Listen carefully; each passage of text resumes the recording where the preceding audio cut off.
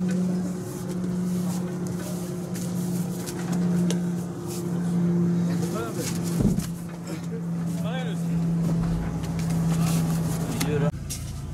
olsun hadi abi.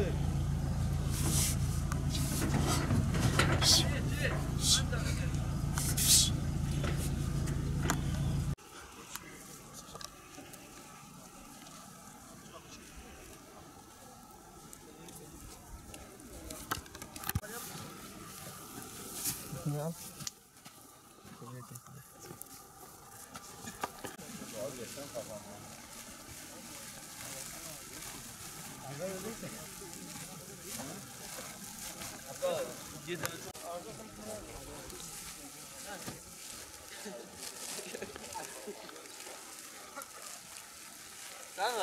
Çavar bir çavar. Çavar. Göstereyim çavar. Hayır Türkçe konuşuyoruz. Çuval getirir misiniz? Evet değil.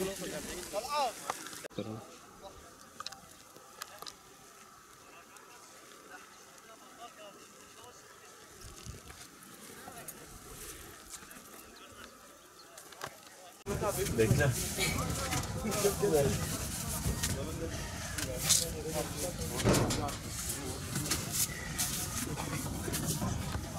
Nerede abi?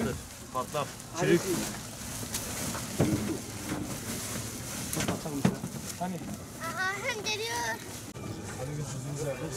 Çok düşünme direkt boş ver. Al abi. Hadi Allah. Senin güzel biraz şey oldu.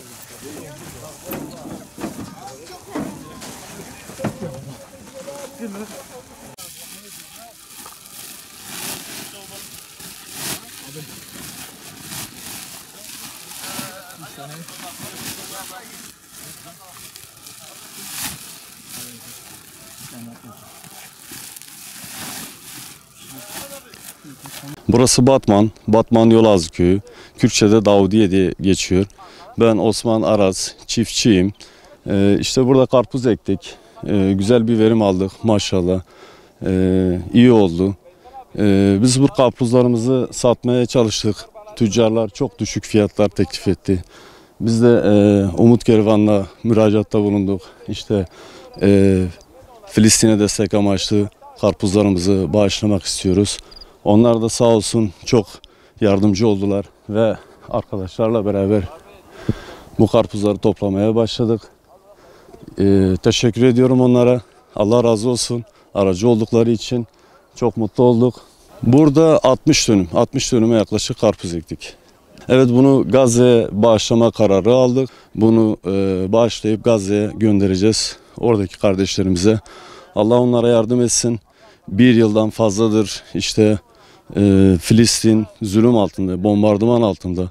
Biz burada rahatız ama onlar zor durumda. Allah onlara yardımcı olsun. Gerçekten de.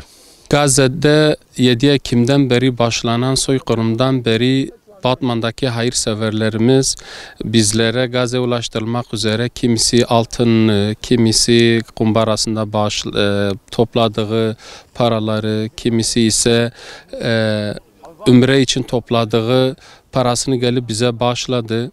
Bugün de Osman abimiz 60 dönümlük arazide ektiği karpuzları Gazze'ye parasını vermek üzere bize başladılar. Biz de üye ve gönüllerimizle beraber şu anda karpuzları toplayıp inşallah bunları esnafa sattıktan sonra gelirini ise inşallah Gazze'ye bağışlayacağız. Böyle hayırsever abilerimizin Allah sayılarını artırsın. Diğer hayırseverlerimizden de bu konuda destek bekliyoruz.